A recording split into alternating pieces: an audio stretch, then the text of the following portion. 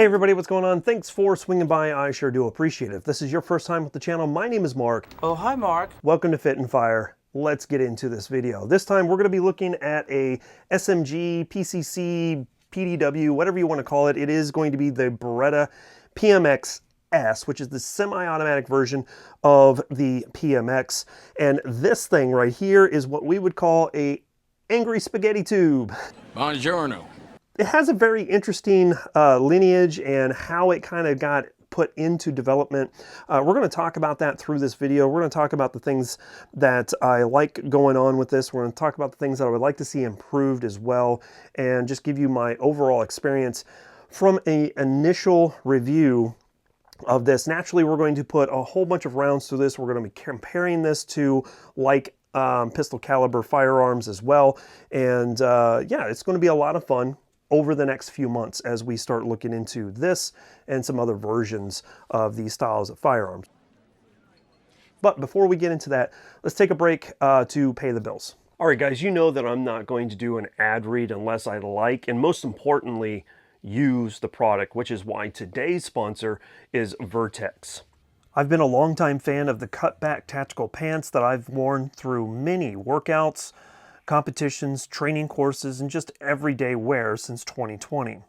Vertex now has the Defiant jeans that is not only a new favorite of mine, but also my camera guy and podcast co-host, Hefe Actual. But hands down, my new favorite go-to is the Delta Stretch 2.1 pants due to its common appearance, yet rugged construction, awesome for work or play.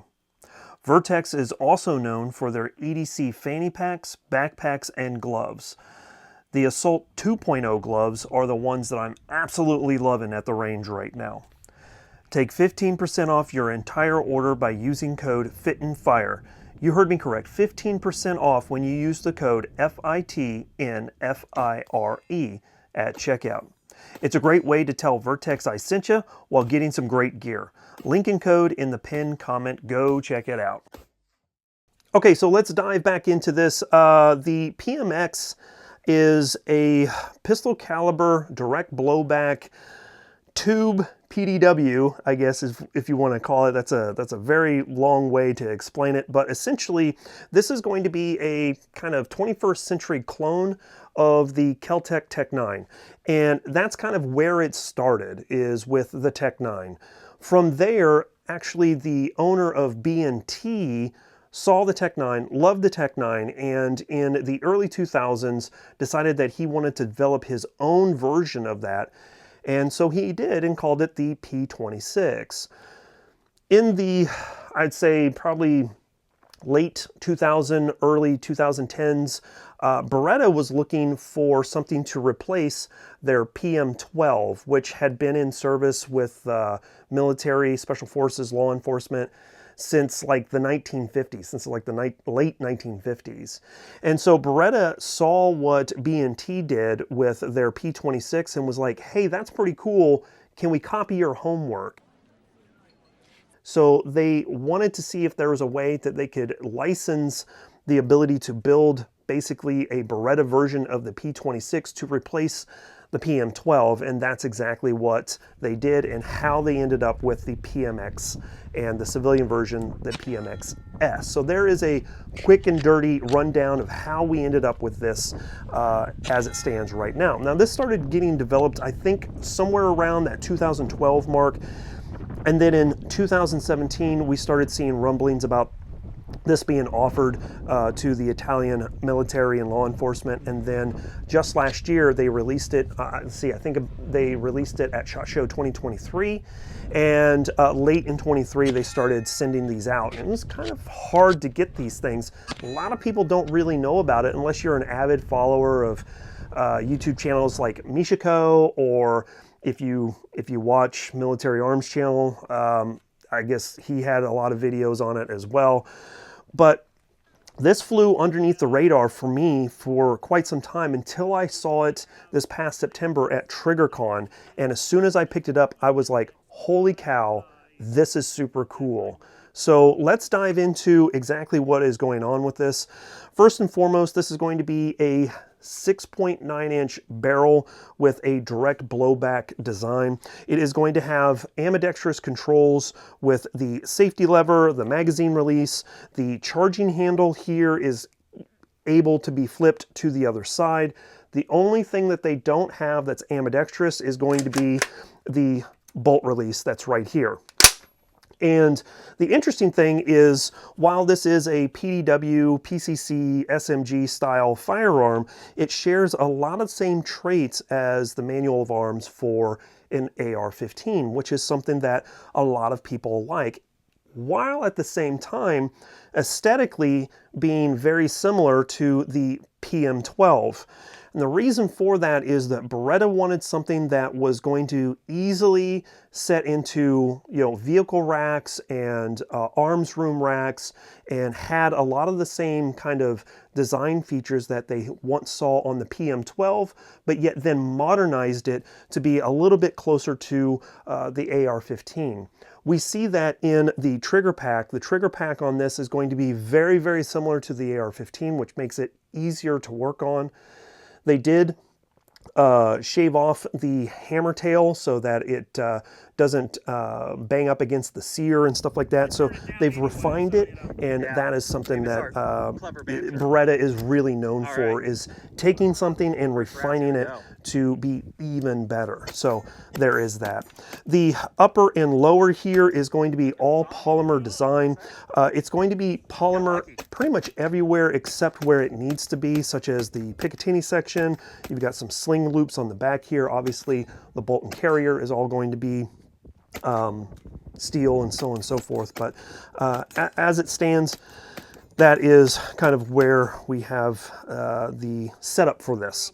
It's going to have Picatinny sections at the obviously 12, 3, 6, and 9 o'clock positions, and the 9 and 3 o'clock positions can be removed as well. We'll touch on that here in just a second, because that's a point of contention that I have. Let's talk about real quick what I have done to this since I've had this in my hand. First and foremost, I have added a Hanson Brothers 3-lug muzzle device on here. I do have some suppressors coming into the channel that I will be testing with a lot of these PDWs and other firearms as well. The tri-lug seemed like the most obvious choice for a QD style mount, so that's what I went with. And then it ends up adding about an inch to the overall length of the barrel, which then obviously helps with stability / velocities and those types of things. So really super simple. Obviously the barrel is threaded 1/2 by 28, so pretty easy to find these types of adapters if you want to run a tri-lug or other types of QD setups. Moving back from there, we do have the Holosun LS321. I have this set up, in case I want to do some type of, PDW night vision course or something like that. I have this set up essentially because this is going to be an option for home defense for sure. And I wanted to have something that I could easily use. The laser is easy to, employ should I want to. It does have a tape switch here that I've put on the 9 o'clock position. So using that magwell grip, like GoWatt style, I can easily turn that laser on with the tape switch, and I can still reach up here and actuate the Surefire X300 Ultra as well. So this is going to be a ideal setup. Moving back from there, I have a really cool riser for my red dot. The red dot is a HS304R from Holosun. Not necessarily the favorite red dot, but it's what I had available to put on here, and it's done well. I really don't have too many complaints with it. But the riser on this is the Anvil Yukon, and this is actually a really cool riser. I hadn't really seen them before, but they had one here at my local shop, American Cash Exchange, so I appreciate all of their support. I purchased it from them. They gave me a pretty cool deal on it, so thanks guys, appreciate you. But it integrates iron sights with the riser as well. which is something that is actually needed with the PMX, because this is not going to come with any type of integrated or aftermarket iron sight option when you purchase this. It's something that you're going to have to purchase on your own. So having a riser that already has the iron sights integrated to it, I really did like that aspect of it. The magazines on this is, they're pretty nice. These are all polymer. They do have a metal reinforcement here up at the top with the feed lips, which is pretty nice. I will say that the first iterations of using this magazine, once you start loading these magazines, you get down to that 27, 28, 29, 30 round mark. It's going to get a little tough to get in there. They have a they have a very powerful spring on this. It's interesting that they went with the stick design, but I think that they wanted to do that to maintain the aesthetic, the look of the PM12 with the modernized version of that in the PMX. The great thing about these magazines is that while this is a clone of the P26 from B&T, this will accept the B&T magazines as well as the KCI magazines as well. So if you're looking to find some magazines that are not Beretta, and you want to, you know, maybe you have a B&T or you have some magazines laying around, this will accept that. The KCI mags are usually a little bit cheaper as well, so you can run those. And that's a really awesome attribute for this. Moving back from there, we do have a setup back here that allows me to add this SB tactical brace on the back. This is a hinge point here. It doesn't, this doesn't particularly hinge as it stands right now, but Beretta does offer a Picatinny section that you can add any type of brace or stock if you want to Form 1 this. There is some aftermarket support when it comes to braces and stocks that will utilize this hinge feature, and to be frankly honest with you, I think that that is a great idea. Now, the way that I have this set up, this hinges the opposite direction because of how the SB Tactical setup is already put together, and it collapses down for something that will be really nice to throw into a backpack or you know, a travel bag that you would go on vacation on or something to that effect. So that's something I really did like about it. And that pretty much covers everything that's going on with this. It has been a lot of fun to shoot, even though that this is a blowback design. Now let's get into some of the things that I would like to see improved. Starting with the blowback design, we are in 2024. I would expect people like Beretta to innovate a little bit more instead of copying someone else's homework, and maybe changing the operating system to where it would have some type of roller delayed system or something else, right? But at the end of the day, I also understand for the Italian military to pick something up like this, or their law enforcement, Beretta would have to present something that was, you know, pretty easy to obtain or easy to justify when it comes to military and law enforcement budgets, right? So doing kind of a Beretta version of the P26 from B&T makes perfect sense. But at the same time, I would love for them to do a Mod 2 in the future where they change the operating system. That would be really, really cool. Direct blowback is just fine. There's nothing to write home about. It is what it is. And I have found that shooting this has been a lot of fun. I haven't really noticed it to be, you know, any more snappy than a roller delayed. It's just a different recoil impulse, if that makes sense. So that's number one. Number two is the fact that it did not come with iron sights. So pulling this directly out of the box, you can't just run to the range and go shoot it. You're going to have to figure out some type of red dot to set on this, or, you know, some Magpul M-buses to throw on here or something to that effect, just to be able to go to the range. Whereas other PDW, PCC style firearms will have some type of iron sight integrated into them, usually. Not always, but most of them do. Strybog SP9A3 is a prime example of that. The aftermarket support is a little lackluster, I would say. There is some support, like I have mentioned, but and I fully expect there to be more aftermarket support in the future, since this has only been out for about a year. But at the end of the day, I would like to see a little bit more aftermarket support. And then the final thing, and this is one of my biggest pet peeves when it comes to Beretta firearms, is, as mentioned, there is Picatinny section on the 3 and 9 o'clock position. These are mounted in a proprietary design from Beretta. First thing is, I would love to see them change that design so that it is M-LOK compatible. So if I don't want to utilize Picatinny section, I can actually run M-LOK accessories should I want to do that. It's not an end-all be-all, but I think that that would help slim this down quite a bit, because as you can see, it's kind of chunky out here with all these pick sections.